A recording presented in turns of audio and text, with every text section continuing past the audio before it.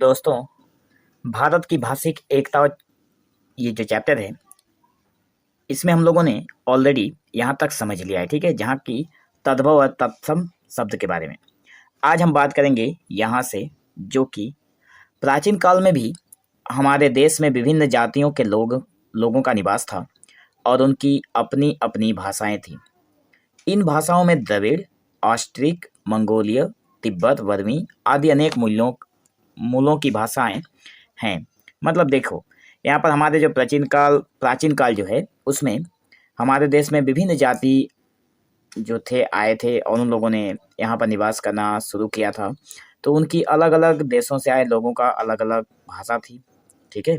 जैसे द्रविड़, ऑस्ट्रिक, मंगोलियत, तिब्बत, बर्मी मतलब ये सभी के अलग-अलग देशों की भाषाएँ तमिल, तेलुगु, कन्नड़, मलयालम आदि दक्षिण भारत की भाषाएँ द्रविड़ मूल की हैं, ठीक है? पूर्वोत्तर भारत में प्रचलित बोडो, कार्बी, मेसिंग, मेरी, तिवा, देवरी, टाई, खासी, गारो, मणिपुरी, मिजो, चकमा, आओ, अंगामी आदि आवर इत्यादि भाषाएं ऑस्ट्रिक, मंगोलिया, तिब्बत बर्मी आदि अलग-अलग मूलों की भाषाएं हैं। मूल का मतलब हो गया यहाँ पर जो जड़ें हैं, ठीक है? जो देश हैं उनकी जड़ों का जो भाषाएं हैं उन्हीं के बारे में बताया गया है। तो इन भाषाओं में भी एकता के तत्व परिलक्षित होते हैं। जो मैंने पहले बताया था कि हमारे देश में विभिन्न जगह से आए हुए लोग एक साथ रहते हैं। सबको एक दूसरे को समझने में थोड़ी परेशानी का सामना शुरुआती में करना पड़ा था, लेकिन धीरे-धीरे लोगों ने सारी भाषाओं को एक दूसरे के साथ शेयर करना शुरुआत किया। सभी ने थोड़ा-थोड़ा समझना शुरुआत की। आगे चलकर ये सारी चीज़ें सबके लिए सहज हो गई। सबने एक दूसरे की भाषा को समझना शुरू कर दिया। पूर्वोत्तर में अधिक संख्यक लोगों की बोलचाल की भाषा है असमिया। जैसे पूर्व और उत्तर की जो भाषा है जहाँ पर हमारा असम स्थित है, ठीक है? यहाँ की हमारी बोलचाल की भाषा असमिया है। अतः यहाँ के जनजातीय लोगों के समाज में पारस्परिक संवाद असमिया भाषा के जरिए ही होता है। उदाहरण के लिए अगर नागालैंड में अनेक जनजातीय लोगों का निवास है तो उनकी भाषाएं भी अलग-अलग हैं। आपसी संपर्क की सुविधा के लिए नागा लोग नागा जनजातीय भाषाओं के तत्व तथा असमिया के मिश्रण से बनी नागामीज भाषा का व्यवहार करते हैं। देखो कितना सुंदर भाषा का यहाँ पे एक नाम निकला है। नागा से नागा लोगों का नागा शब्द लिया गया है और असमिया का मीज शब्द लिया गया है, ठीक है? तो हो गया नागामीज भाषा का व्यवहार करते हैं नागा लोग। इसी प्रकार अरुणाचल प्रदेश के लोग भी विभिन्न जनजातीय समुदायों में पारस्परिक संपर्क तथा आदान प्रदान के लिए नेफामीज, ठीक है? अरुणाचल प्रदेश का जो भाषा प्रयोग करते हैं उसको क्या कहते हैं? नेफामीज तथा हिंदी का व्यवहार करते हैं। इस प्रकार के भाषा के व्यवहार के कारण भाषाओं में एकता के तत्व समाहित हो जाते हैं। और यहाँ पर जो आप लोग पिक्चर देख पा रहे हैं, यहाँ पे कुरुक्षेत्र युद्ध का एक पिक्चर दिया गया है, ठीक है? जो महाभारत के समय में था। भारतवर्ष में जब मुसलमान लोगों का आगमन हुआ, तब उनके साथ अरबी और फारसी भाषाएं भी आ गई। इन भाषाओं के प्रभाव के कारण आधुनिक भारतीय भाषाओं में किताब, कलम, कागज, चश्मा, दुनिया आदि हमेशा व्यवहार में आने वाले अनेक शब्द का प्रचलन होने लगा। देखो, भारतवर्ष में जब मुसलमान आए तो उन्होंने अपनी अरबी फारसी भाषाएं लेकर आए, ठीक है? और उनके आने से बहुत सारी मतलब अरबी फारसी भाषाएं हमारे साथ मिल गई। जैसे किताब, कलम, कागज, चश्मा, दुनिया ये सभी के सभी अरबी फारसी के ही शब्द हैं। तो ये सारे शब्द भी व्यवहार में आने लगे। मुसलमानों के बाद भारत में अंग्रेज, फ्रांसीसी, डच, पुर्तगाली आदि अनेक यूरोपीय जातियों के लोग आए थे। ये सभी के सभी बहुत इंपॉर्टेंट है। जब आप लोग एसएसटी सब्जेक्ट पढ़ेंगे, ठीक है, उसमें ये सारी चीज़ें मेंशन की हुई है। उन्होंने उपनिवेश बना लिया था। इनके सानिध्य के कारण हमारी भाषाओं में इनकी भाषाओं के अनेक शब्द आ गए हैं। मतलब इनके साथ रहने के कारण हमारी भाषाओं में भी इनके बहुत सारे भाषाओं के शब्द मिलते हैं और धड़ल्ले से प्रयोग भी होने लगे। हमारी भाषाओं में प्रयुक्त स्कूल, अलमारी, स्टेशन, साइकिल आदि यूरोपीय भाषाओं से आगत शब्द हैं। आगत मतलब जो यूरोपीय शब्द से आए हुए शब्द हैं, ठीक है? ये हमारी भाषाएं नहीं है, यूरोप की भाषाएं हैं। स्कूल, अलमारी, स्टेशन, साइकिल। इन विदेशी भाषाओं से आगत शब्दों के कारण आधुनिक भारतीय भाषाओं में एक प्रकार का संपर्क सूत्र बन चुका है। आजकल हम लोग इन्हीं भाषाओं का प्रयोग करते हैं, लेकिन ये हमारे देश की भाषाएं नहीं हैं। अंग्रेजी शासन से स्वतंत्र होने के पश्चात मतलब जब अंग्रेज हमें छोड़कर चले गए, भारत को स्वाधीनता देकर चले गए, उसके बाद भारतीय संविधान सभा ने 14 सितंबर 1949 को देवनागरी लिपि में लिखित हिंदी को भारत की राजभाषा के रूप में स्वीकृति दी। 1949 14 सितंबर, इसलिए 14 सितंबर को हिंदी दिवस मनाया जाता है। तो 14 सितंबर 1949 को देवनागरी लिपि में लिखा गया। भारत की हिंदी का जो एक लिपि है देवनागरी लिपि, इसी में लिखित है हमारी हिंदी को भारत की राजभाषा के रूप में स्वीकृति दी गई। स्वतंत्रता आंदोलन के दौरान जनता ने हिंदी को राष्ट्रभाषा की भी मर्यादा दी थी। स्वतंत्रता आंदोलन जब चला था उसके दौरान जो लोग थे उन्होंने हिंदी को राष्ट्रभाषा की भी मर्यादा दी थी, और ये भाषा राष्ट्रीय अस्मिता की प्रतीक बन गई है। क्योंकि देखिए, अगर हमारी भाषा हिंदी है तो हिंदी की राष्ट्रभाषा भी होनी चाहिए, इसलिए ये हमारे राष्ट्र की अस्मिता का प्रतीक चिन्ह है। देश के हिंदीतर भाषी राज्यों में हिंदी प्रचार प्रसार की लहर फैल गई थी। हिंदी हिंदीतर भाषी राज्यों के बीच संपर्क भाषा के रूप में व्यवहित होने लगी थी। हिंदी जो थी, हिंदीतर जो भाषाएं थी, जो राज्य थे, उनमें हिंदी अपनी जगह बना चुकी है। इधर जनसंचार माध्यमों में हिंदी अपने लिए एक महत्वपूर्ण स्थान बना चुकी है।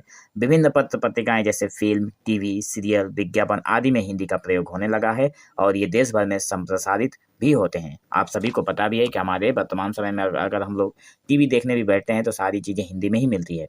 अतः विभिन्न आधुनिक भारतीय भाषाओं में हिंदी के प्रभाव के कारण कई समान तत्व आ गए हैं।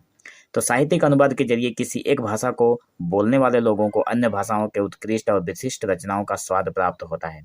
इसके अलावा भाषिक समृद्धि में भी साहित्यिक अनुवाद का महत्वपूर्ण योगदान रहता है। देखिए, जब भी किसी साहित्य को अनुवाद किया जाता है, ठीक है, तो एक भाषा से दूसरे भाषा में ही अनुवाद किया जाएगा। तो एक भाषा के बोलने वाले लोगों को जब अन्य भाषाओं के उत्कृष्ट जब मतलब उसे ट्रांसलेट कर दिया जाता है, अनुवाद कर दिया जाता है, तो उसको एक अलग ही आनंद मिलता है, ठीक है ना। तो इसके अलावा जो भाषिक समृद्धि है उसकी भी साहित्यिक अनुवाद का महत्वपूर्ण योगदान रहता है। हिंदी के प्रयोग क्षेत्र में विस्तार तथा स्थानीय भाषाओं में विभिन्न विषयों की पारिभाषिक शब्दावली निर्माण कार्य को अनुवाद से काफ़ी सहायता मिली है। मतलब हिंदी के बहुत सारे ऐसे जगह हैं, जो विषय हैं, जहाँ पर जब पारिभाषिक शब्दावली को या फिर जब वहाँ पे अनुवाद का कार्य किया जाता है तो उससे बहुत सारी सहायता मिलती है। विभिन्न भाषाओं के पारस्परिक सहयोग से काफ़ी शब्दों का विकास और निर्माण हुआ। कुछ क्षेत्रों में अंतर्राष्ट्रीय शब्दावली का भी प्रयोग स्वीकृत हुआ है। इन सभी कारणों से आधुनिक भारतीय भाषाओं में पारस्परिक संपर्क बढ़ने लगा है। ये सभी जो कारण थे, इन सभी के कारण आधुनिक जो हमारी जो आज की जो भाषा, भारतीय भाषा का जो परिवार है या फिर पारस्परिक जो संपर्क है, वो बहुत अच्छा बढ़ने लगा है। भाषाओं में सामान्य तत्वों की वृद्धि हुई है।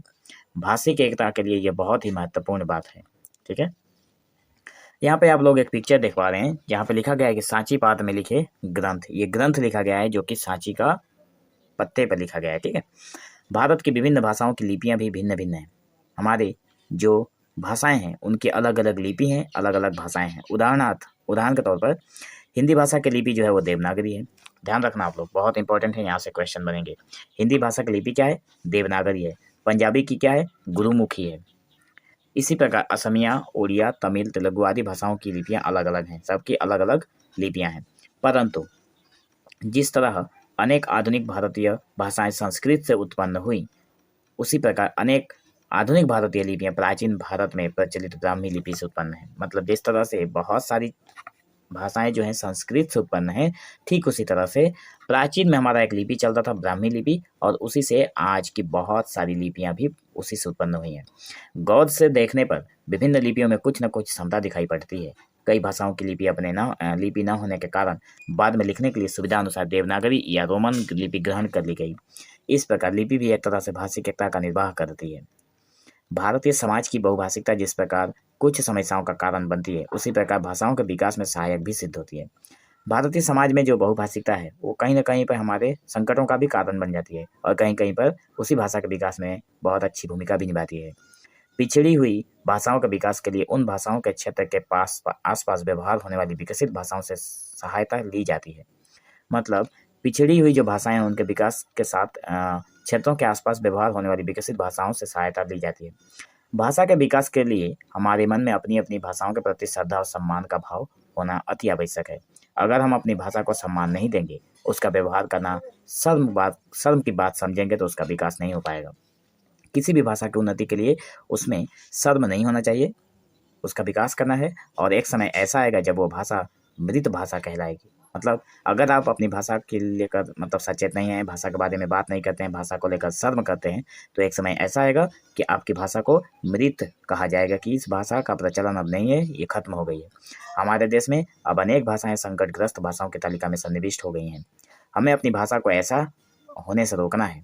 अपनी भाषा की तरह ही अन्य भाषाओं के प्रति भी श्रद्धा और सम्मान का भाव रखना चाहिए, चाहे कोई भी भाषा हो, ठीक है। लेकिन अपनी जिस तरह से हम लोग अपनी भाषा को सम्मान करते हैं, ठीक उसी तरह से बाकी भाषाओं का भी सम्मान करना चाहिए। हम जितनी अधिक भाषाएं सीखेंगे उतनी अधिक अपनी भाषा का विकास करने का सामर्थ्य प्राप्त करेंगे। ध्यान रखिए, आप लोग अपनी भाषा का जितना जानते हैं, अगर किसी और की भाषा आप सीखना चाहते हैं तो जब उसे सीख लेंगे तो उसकी भाषा में भी अपने भाषा को विकास कर पाएंगे, ठीक है।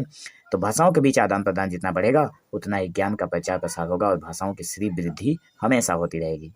तो विभिन्न भाषाओं के बीच पारस्परिक संपर्क में ही भाषिक एकता भी समाहित होती है, ठीक है। तो बहुत इंपॉर्टेंट ये हमारा चैप्टर था जो कि आप लोगों को जानना बहुत जरूरी था। तो मुझे लगता है कि चैप्टर, हाँ ये बिल्कुल चैप्टर खत्म हो गया है।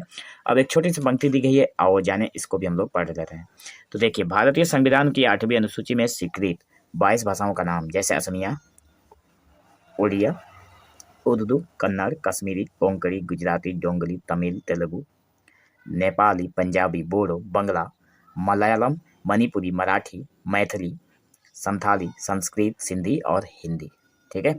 ये वही 22 भाषाएं हैं जिन्हें 8वीं अनुसूची में स्वीकृति दी गई है। भारतीय संविधान में कई बार क्वेश्चन पूछे गए हैं इस पॉइंट से, यहाँ तक कि कॉम्पिटिटिव एग्जाम में भी यहाँ से प्रश्न पूछे जाते हैं।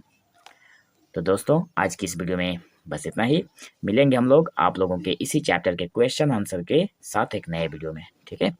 तब तक के लिए आप लोग बाकी वीडियोस को जरूर देखते रहिए और चैनल के प्लेलिस्ट को चेकआउट जरूर करिए। तो आज की इस वीडियो में बस इतना ही।